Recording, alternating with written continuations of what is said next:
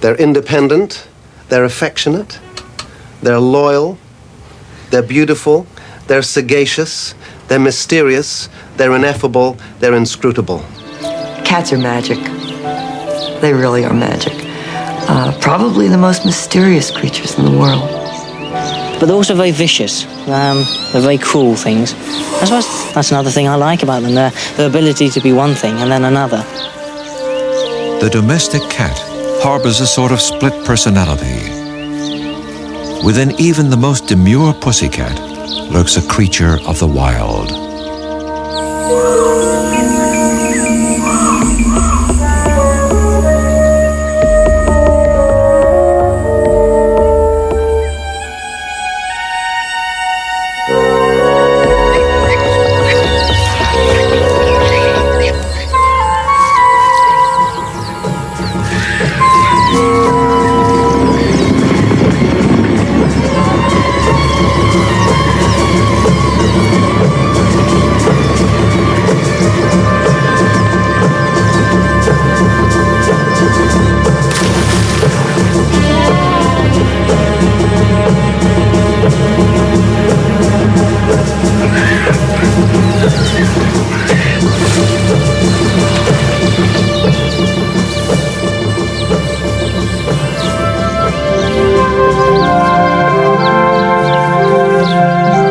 Even after thousands of years, we still know little about the behavior of domestic cats.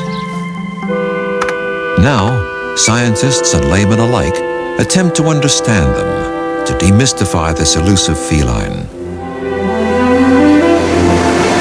For them, the domestic cat is every bit as intriguing to study as the lion or the tiger. To share one's life with a cat is to invite a bit of wildness indoors. Perhaps the writer was correct when he philosophized, God made the cat that man might have the pleasure of caressing the tiger.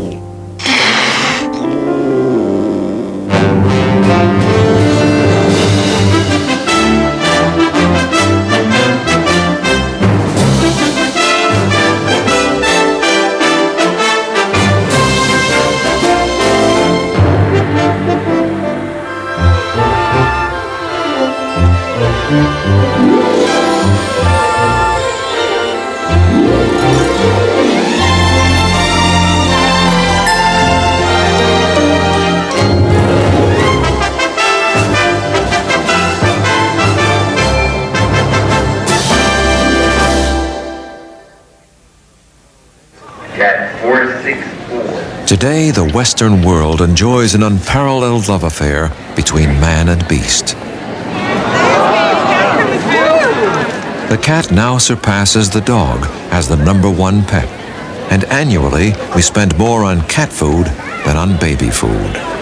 Following cats immediately in their carriers out the exhibitor. On any weekend, proud owners display their pampered pets to thousands of fellow enthusiasts. Some 36 breeds compete. Long hairs, short hairs, and some that seem to have no hair. There are nearly 58 million pet cats in the United States alone. While many are common alley cats of little monetary value, some exotic breeds sell for as much as $3,000. And although many people dislike and distrust cats, a far greater number adore and indulge them. Keeping cats and their owners happy has become a major industry. It's extremely durable. Okay, it's synthetic fur. Look at the beads in the middle there. You see the beads? Oh, yeah. Okay, listen. You hear that little scratchy sound? Drives the cats crazy. They love it. This is one of our kitty condos. We have a birthing area or litter area. Kitty pan comes down on the bottom. It's made of solid wood construction, stain-resistant carpeting. The cat, as you can see, has a tubular body. Everything is in line. It's got the long body, the long tail, the long head to go with the rest of the body, long bone. The people keep him in wonderful condition because he's very muscular. He's not skinny at all. He's just slim and hard, like an athlete.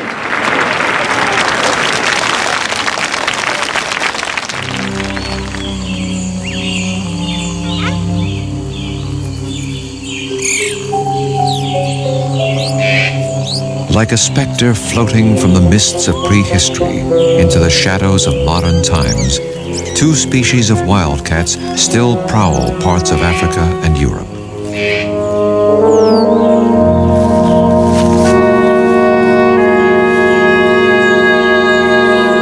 Presumed to be the ancestors of today's house cat, they even look like tabbies. But wildcats are fierce and formidable animals, in no way tame. In ancient times, many became tame when farmers fed and sheltered them as valued rodent killers.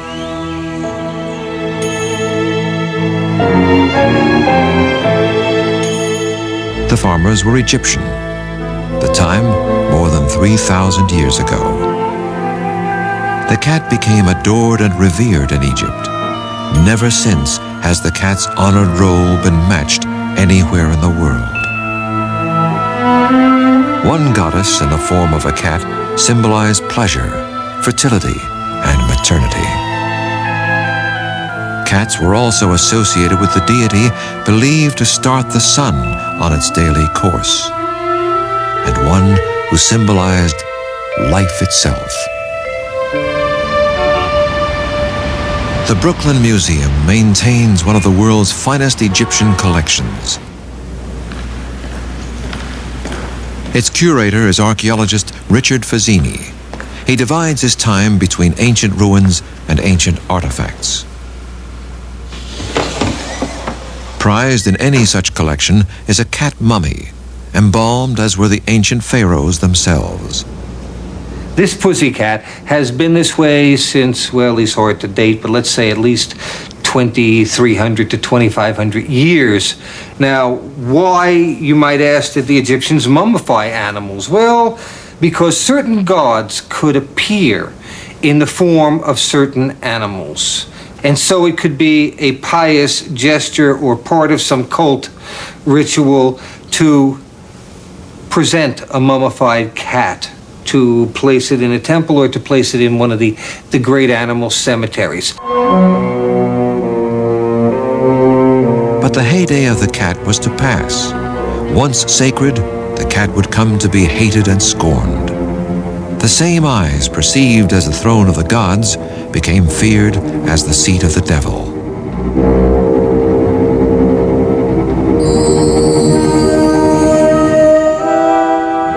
Believed by many to be the companions of witches, thousands of cats were tortured, burned, and hanged as recently as colonial times in America.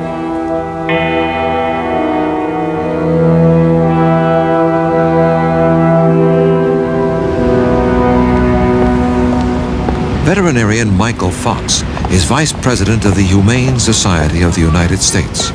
He writes extensively on cat behavior and human-cat relationships.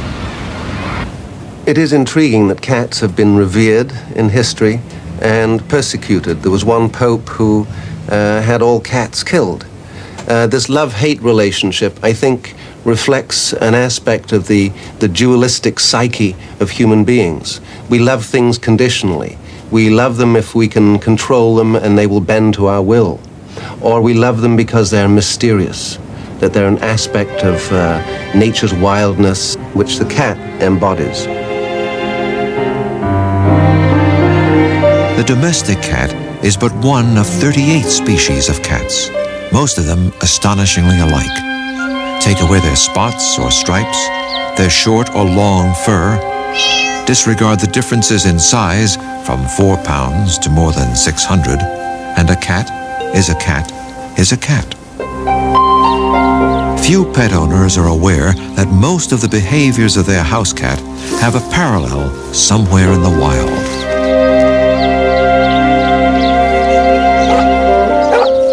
The cat is an enchanting combination of beauty and utility.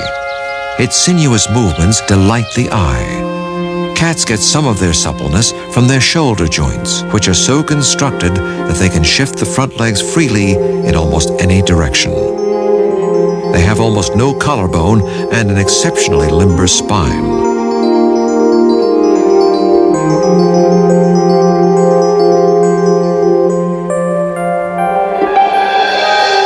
Ever fluid and graceful, cats are marvels of strength and balance.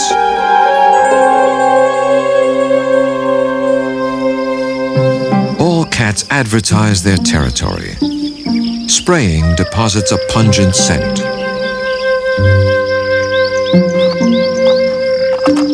Scratch marks are visual signals and may also carry a scent from glands in the paws.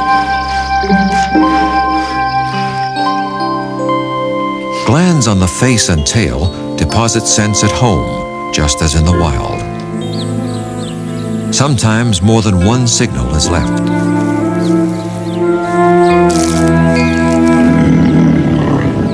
Territorial fights could be deadly between animals with such sharp teeth and claws. So most disputes are settled by body postures and intimidating bluffs.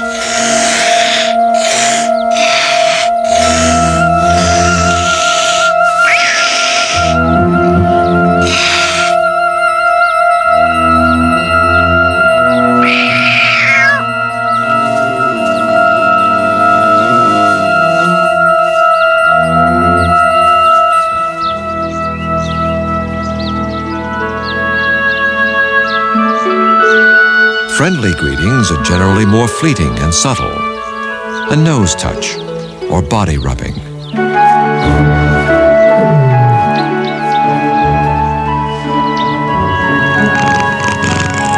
Exactly how and why cats purr remains a mystery. We do know that both purring and kneading with the paws first appear in infancy to stimulate the mother's milk to flow.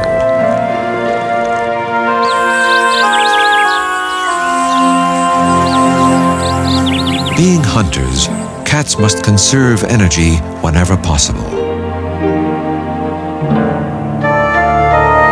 They snooze about 2/3 of the time, but always remain alert to sounds, hence the term catnap.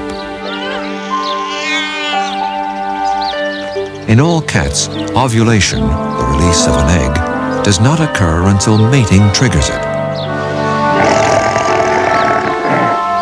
After gestation of 2 to 4 months, depending on the species, they give birth to 1 to 8 young.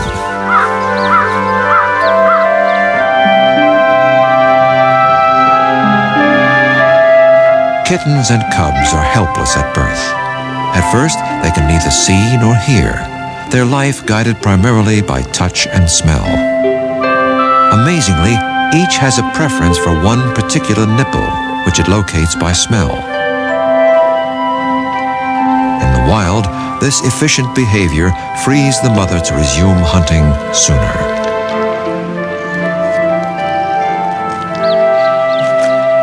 Excellent protective mothers, cats will quickly move their offspring if they suspect danger.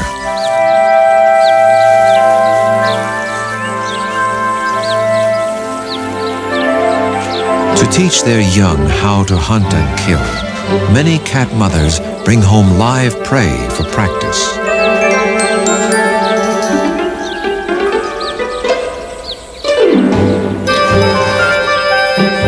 These caracals, nicknamed desert lynx, may seem to be playful or cruel, but they are merely learning.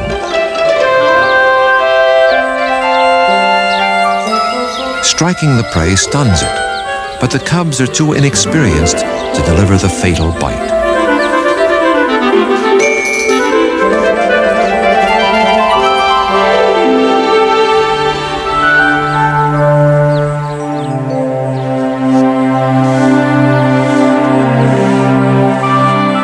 Cat mothers keep their young fastidiously clean. The soothing sensation of tongue rubbing against fur is duplicated each time a human strokes a cat.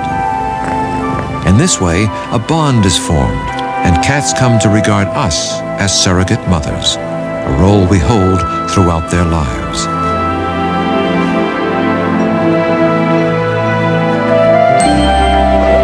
In the wild, as young felines play, they refine the predatory skills essential to survival as adults.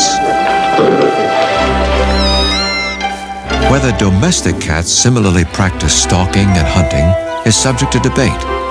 many experts feel that play exists as a behavior in its own right, simply because it's fun.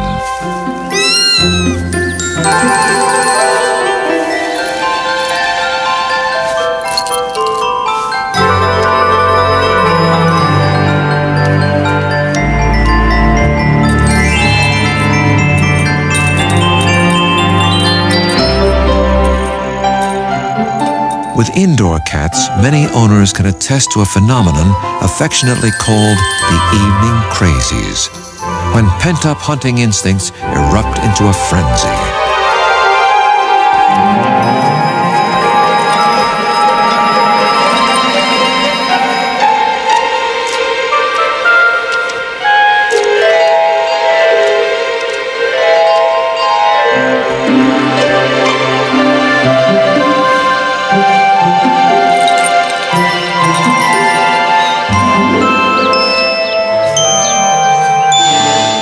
Triggered by a prey's movements, even the most well-fed cat may hunt, given the opportunity. But the connection between making a kill and eating it has to be learned. An inexperienced cat may attack with precision, yet not recognize its kill as food.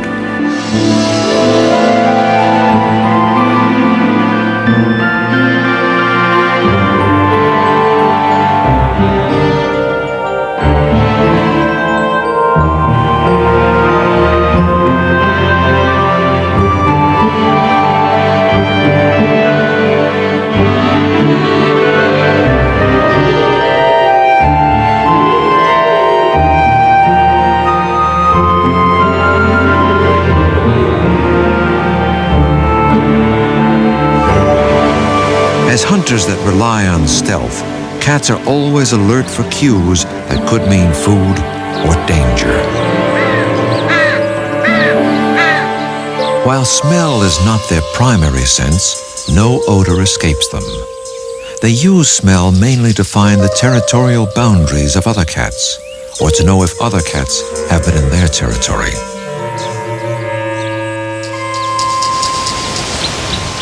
To gather information about potential mates, cats use a second olfactory system in the roof of the mouth. Inhaling the airborne scent while curling the upper lip creates the grimacing look.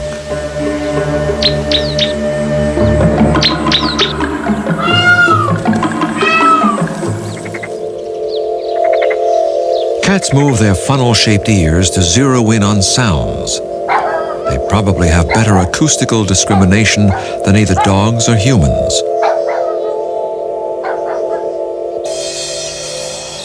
The function of a cat's whiskers is not entirely understood, but if they are severed, the animal may lose its equilibrium and stumble into things. It may even be unable to make a clean kill. Whiskers also transmit information about captured prey. To remove all traces of food, cats regularly groom. Fastidiousness is one of their best-known traits.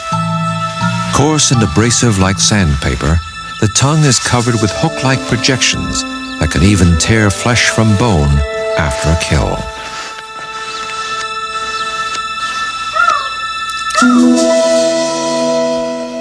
To writers, artists, and poets, cats' eyes have embodied all things magical and mysterious.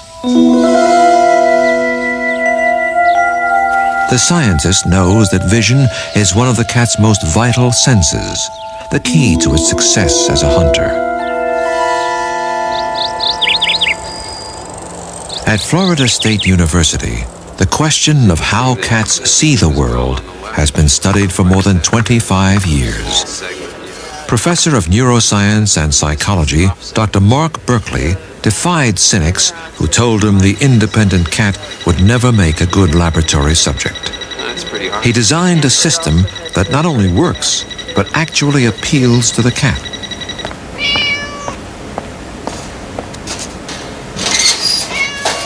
Banking on the animal's inquisitiveness, Berkeley built a box that invites exploration. And when it responds correctly, the cat is rewarded with food. Generated by a computer, an image will appear in front of the cat on one side of the screen. The cat must tell the researchers, "Yes, I can see that." It does so by poking the right-hand plexiglass panel when the image appears on the right, and the other side when the image appears on the left.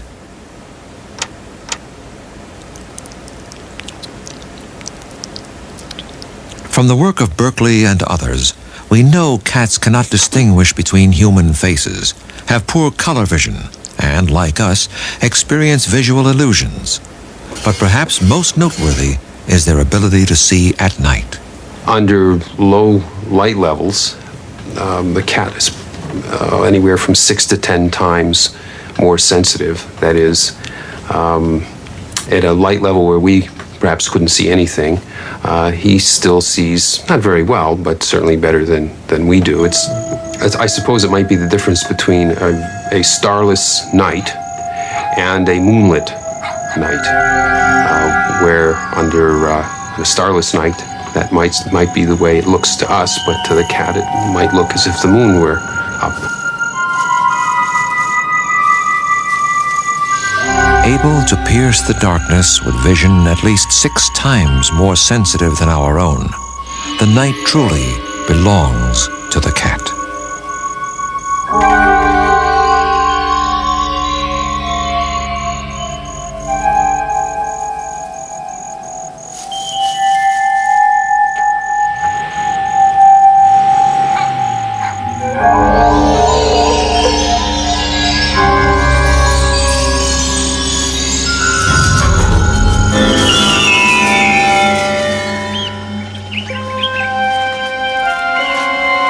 The cat's earliest ancestors probably hunted both on the ground and in the trees. To survive, they needed not only claws, but remarkable balance, an aptitude all cats retain to this day. In keeping with its reputation, the cat usually does land on all fours, and scientists have come to understand how.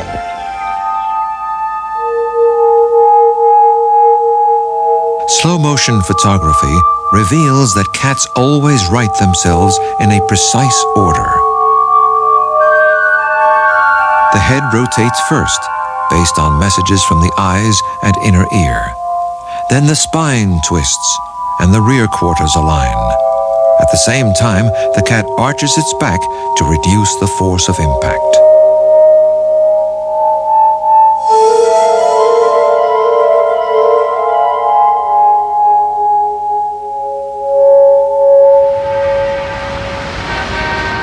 Despite its agility, the cat faces particular dangers in today's modern cities.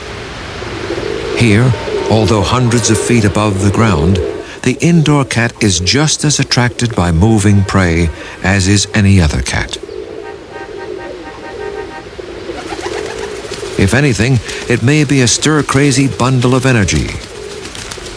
So many cats actually careen through unscreened windows that the phenomenon now has a name: high-rise syndrome. At the Animal Medical Center in New York City, doctors were perplexed when they found that victims of higher falls often had less severe injuries than those that fell a shorter distance. Good morning, Miss Pisano. How are you today? Fine, thanks. Dr. Michael Garvey is medical director. Hello, Harry. Harry is recovering from serious fractures after falling just a few stories. About a month since you were here last. We've been puzzled by the high-rise syndrome for a long time, the name that we give for cats falling out of windows. Our clinical impression is that cats that fall from medium-level stories are hurt much worse than cats that fell from even greater distances. That seemed to defy our logic, that cats that would fall farther would be hurt less. So we undertook a study to examine the records on cats that had been admitted here for falling out of windows. And it actually confirmed that our clinical impression was correct. It seems that cats that fall from higher stories have enough time to reach free fall like a parachutist and are relaxed. And when you experience trauma, when you're relaxed, you will probably avoid injury. When you experience trauma, when you're very rigid and very tight, you will tend to maximize injury. The cat may not have 9 lives, but its uncanny ability to sail through the air is almost certainly responsible for the myth.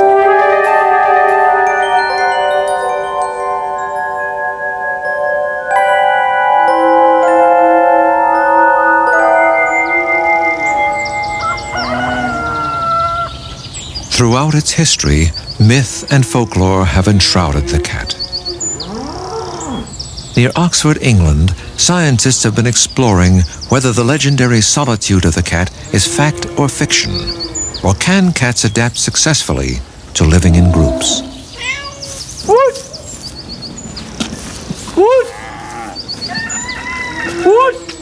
Bert Parker has kept farm cats for more than half a century, as many as 80 at a time. Come on. A good cat is worth a lot. She's a valuable asset to any farm. Our cats have increased. There's a few more than what we really need, but what do? You just let them go on. They do keep the rats and mice down to a limit. I don't say they have every one, but they do catch up with them at the finish. But what happens when this usually solitary animal lives in close quarters with so many others?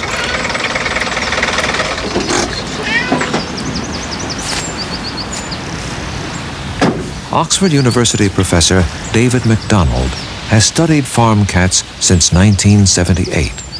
Why is it that people have tended to typecast cats as antisocial, as solitary creatures? I think there's 2 reasons.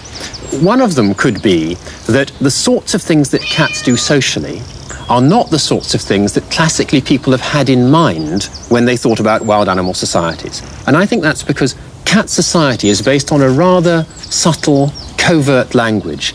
And the sorts of signals that pass between cats, and the one I personally think is important is this business of rubbing, where one individual rubs its lips and its cheek against another individual, happen very quickly, they happen very rarely, and if you're not tuned into looking for it, you just don't see it. So I think people have spent their lives living amongst cats and formed an impression which hasn't taken into account the subtlety of the relationships that occur between the cats themselves. It turns out that they are living in a society, and therefore it's a bit irritating in a sense that one hears so many people saying, oh, the only sociable felids, the only sociable members of the cat family as a large group are lions. That having been said, there are a lot of similarities between these barnyard lions that we have around here and the lions that we're ever more familiar with from programs and researches about the African lions. Lions are the only wild cats that normally live in a group, called a pride. At its core are the adult females, usually related. Researchers have discovered that within a pride, the females look after and nurse each other's cubs. Here, 3 different females allow the same cub to nurse.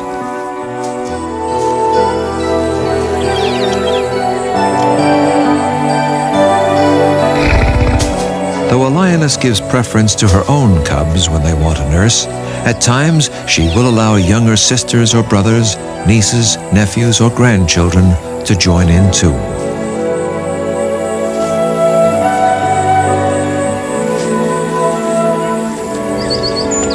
David MacDonald was intrigued that among farm cats, the same communal behavior occurs. Comes and spends a bit of time. A student, Warner Passanese, often follows the cats around the clock, just as naturalists do in the wild. Their litters together. So we have generally the females take it in turn to suckle these kittens. Again, indiscriminately, any kitten that is there is suckled.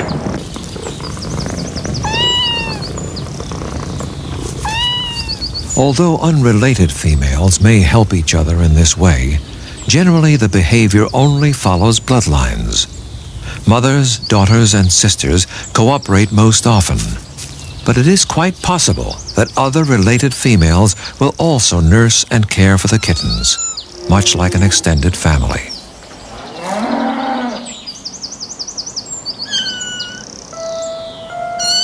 Six weeks old, this kitten has begun only recently to explore on his own. Today, he has accidentally become separated from his mother. Out of hearing range, she knows nothing of her kitten's dilemma. A related female hears him but does nothing. He starts back uncertainly.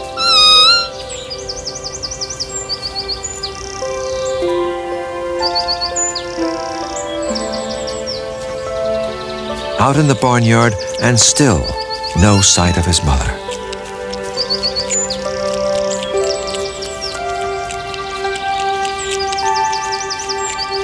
He comes upon the related female, now nursing her own litter.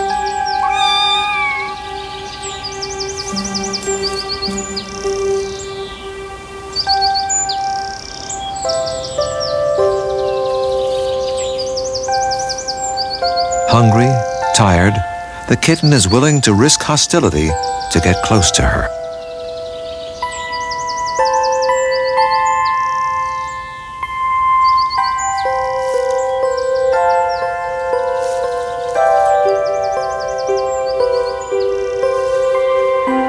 In the end, she accepts the tiny, distressed explorer.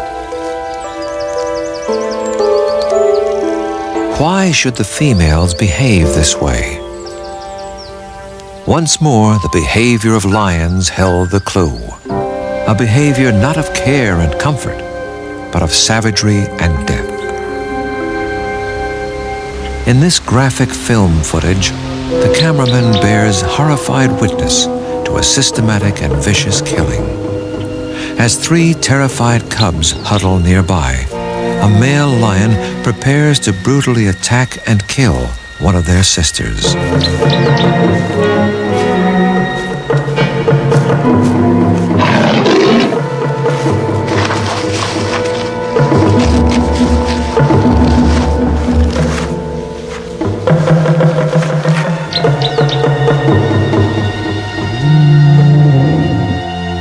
When there is a successful takeover of a pride, the new dominant male kills the cubs of the ousted male. Thus, the female will come into heat sooner. The new male can then mate with her and thereby perpetuate his own genes. The barnyard again was to prove remarkably like the plains of Africa. MacDonald recalls the events leading to a gruesome discovery.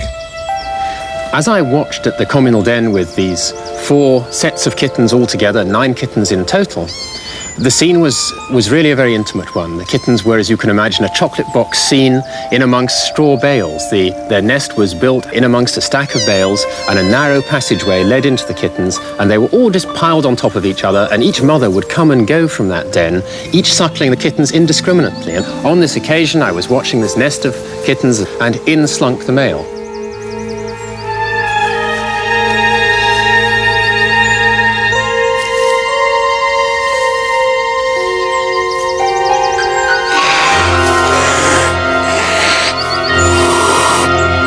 Then within just a few seconds, this commotion brought the mothers running, but not soon enough, because by the time the mothers came back and chased away this interloping male, of the 9 kittens that had been in that communal den to start with, 6 of them were slain.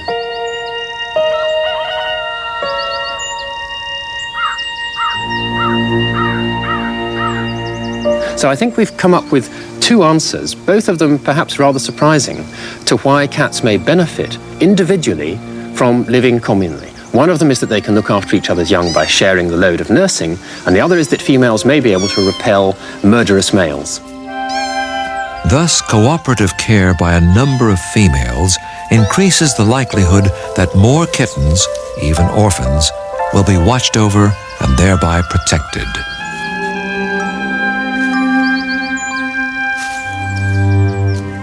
What other unexpected parallels may exist between these barnyard lions and their wild cousins is yet to be discovered.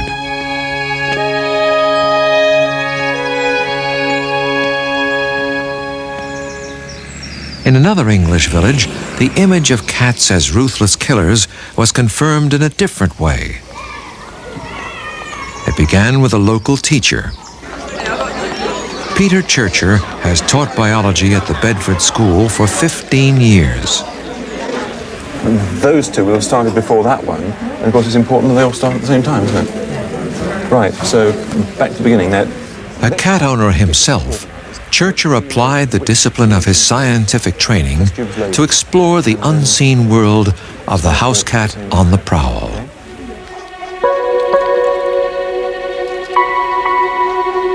Throughout England, indeed in much of the world, cats are let outdoors to roam the neighborhood at will.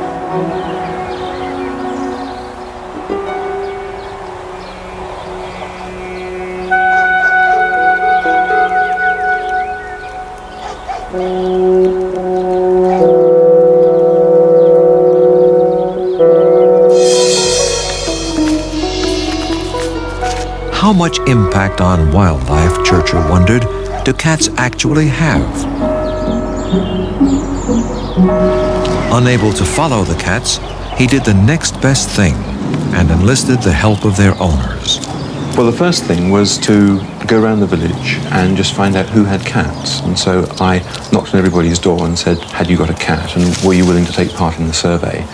And surprisingly enough, virtually everybody in the village did. And that meant that I had something around 78 cats to start off with, which was a good number.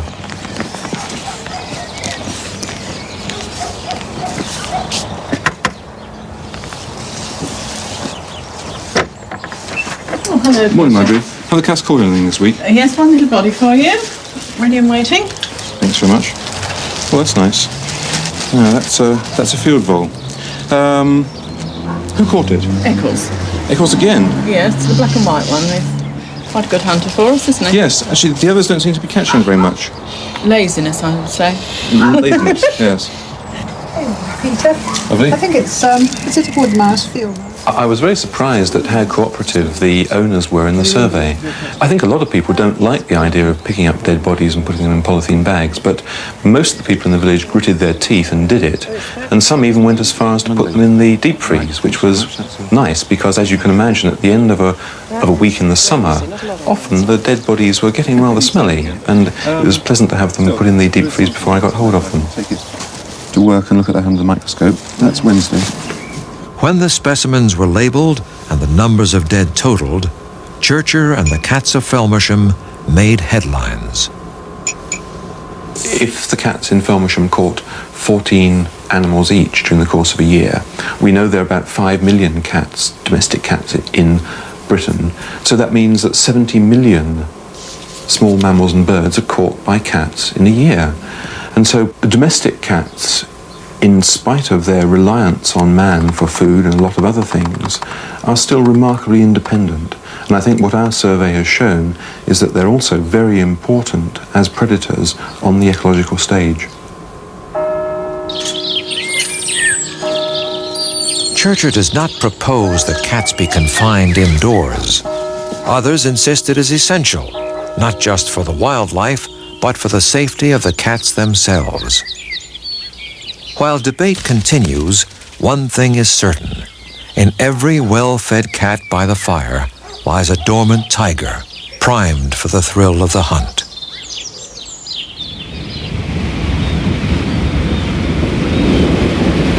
Because cats are seen as self-sufficient hunters, many people feel no qualms about abandoning them.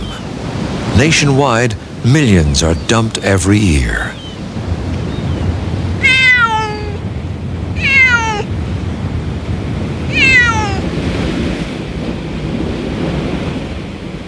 Near Oxnard, California, animal welfare activist Leo Grillo has tried for weeks to trap 2 cats living in this jetty.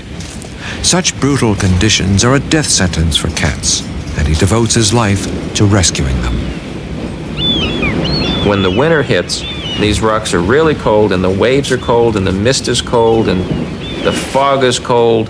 The cats are cold. And everybody thinks they have a fur coat, they're going to be fine. And it's always like this, and when it's a bad winter especially, it's really pitiful. Here at the farthest tip of the rocks, the cats have retreated from the taunts and bottle throwing of uncaring strangers. But they are also completely cut off from fresh drinking water, so Leo baits his traps with it. Hey, Jet. He has named the cats Marina and Jetty because of where he found them. Come on, Jet. Come on, Jet. Come on.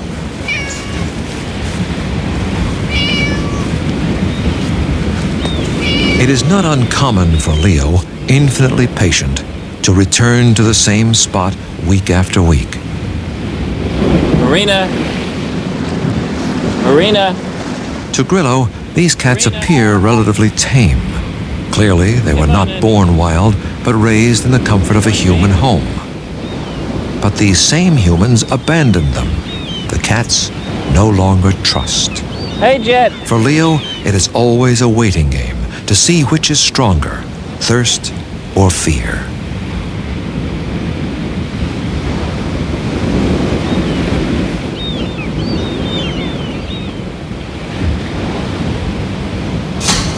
Atta boy. I'm coming down.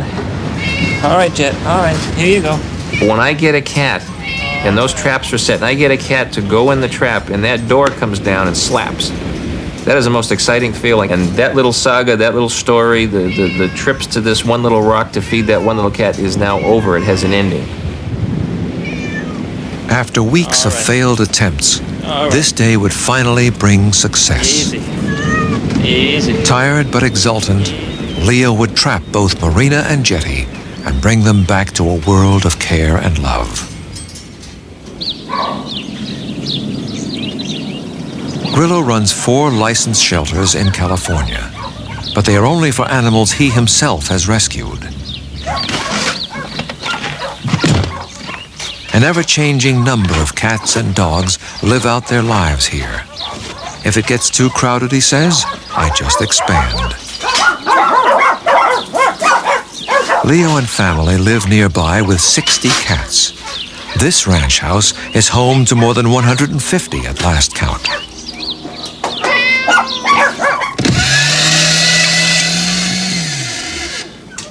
Dry food, 7 tons a year, is left out at all times. Canned food is fed twice daily, totaling more than 80,000 cans per year. All of this is paid for by private donations. There we go. Come see Jetty and Marina. Come on. After a trip to the vet for shots, blood tests, spaying, and neutering, Marina and Jetty are ready to meet the others, but only from the safety of their cages. JJ, Junkyard, come on. Come see your friends, come on.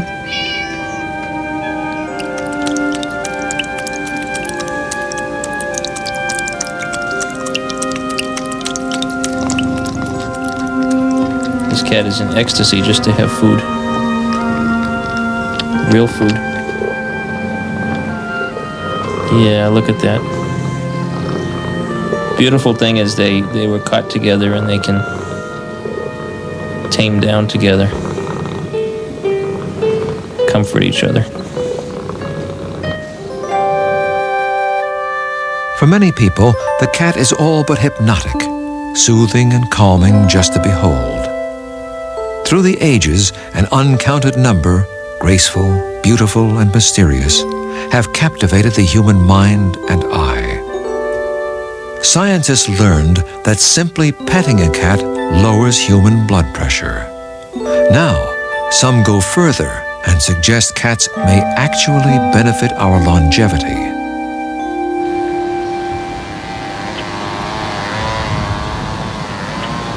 In a small town on Long Island, one innovative woman is playing a role in the sweeping changes in healthcare. When her cats helped her cope with an illness, Joan Bernstein was inspired to reach out to others. I became ill. I developed chronic fatigue syndrome at that time, not knowing what it was. The disease was not defined at that time.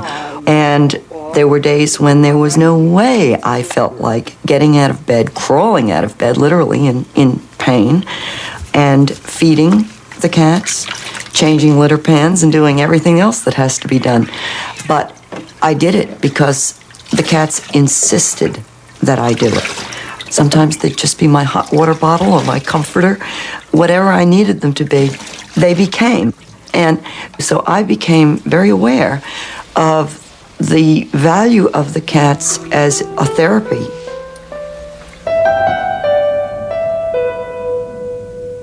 Lonely, often forgotten, the institutionalized elderly have been cut off from a lifetime of friends and memories.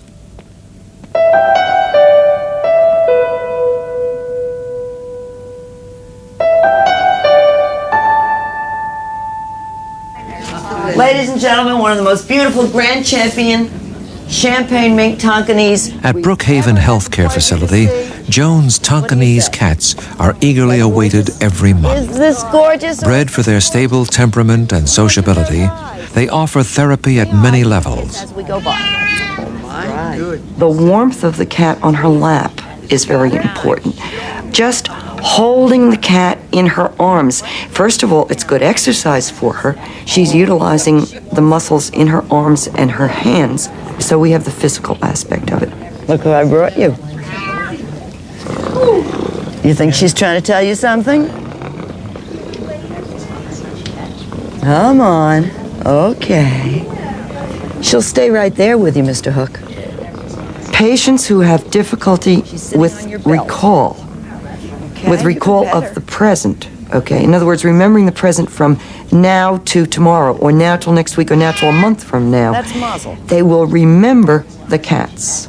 She's a lot like the one I brought here one time who was sitting on your shoulder, remember? Yeah. And I took a picture of you with the kitten sitting on your shoulder, and only half the picture came out.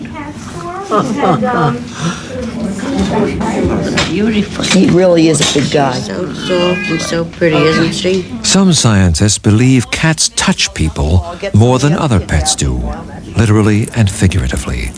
Their lithe and graceful movements are non-threatening, and the cat's shape and size are basically the same as a human baby's.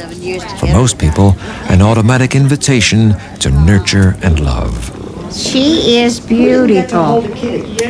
Oh, I'd love to hold you all day and all night. I really would.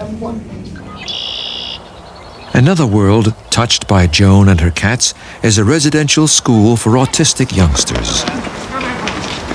The cause of autism is not fully understood, and currently there is no known cure.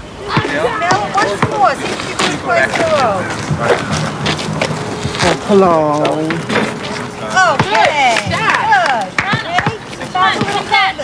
Locked largely in a world of their own, the children are extremely difficult to reach.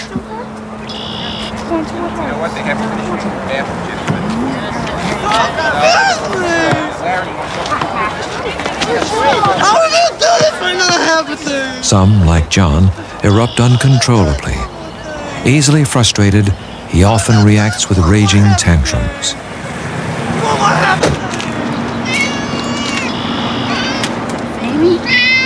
While no one pretends the cats are a miracle cure, they regularly bring about miraculous breakthroughs. How can you tell me what color they are if you don't look? For John, the cats open a window on a bright new world. Game with me. I think you're playing a game. John, if she's red, then I'm from Mars. Do I look like I'm from Mars? No. No. She's brown. And what color are her eyes again? Blue. That's right. How about looking at the eyes? How about looking at them? Oh, okay. Did you want to give her a kiss? Okay. Etta? Etta, what have I got? Etta becomes very agitated. As you can see from her rocking back and forth, the constant motion. And the more she rocks, of course, the more agitated she is. I can take the cat over to her, and at first she may thrust it away. But if I'm persistent, sometimes I have to withdraw a little bit and come back to her. But if I am persistent, the cat can stop her. Later, Joan will try again. What have I got? Is this a nice cat? Do you like this cat? I see them relating to the cat so much more openly, so much more freely than they do to other people. They can trust the animal. With every individual I've worked with, they have eventually reached out. Did you hear her say? And I think it's because there is, again, that sense of communication that says, trust me, I won't hurt you. Is she saying give her a kiss? Do you want to? Okay. Let me turn her around this way. Give her a kiss back here. Okay, a little closer. Good. Okay. Joan senses she can approach Etta again. Okay. By holding the cat and focusing her attention on the cat, she will stay still and she will talk to the cat. She's with us for several minutes at a time. How about saying, hi, kitty? Hi, kitty. Good. Hi, kitty. Good. Okay. We're talking about therapy. We're talking about hands-on, and we're talking about one-on-one and up close. We're also talking about cats that are capable of creating interaction or curling up in somebody's arms and saying, I'm all yours. Right this minute, I belong to you. You're special to me. And I love you. So hold me and feel good.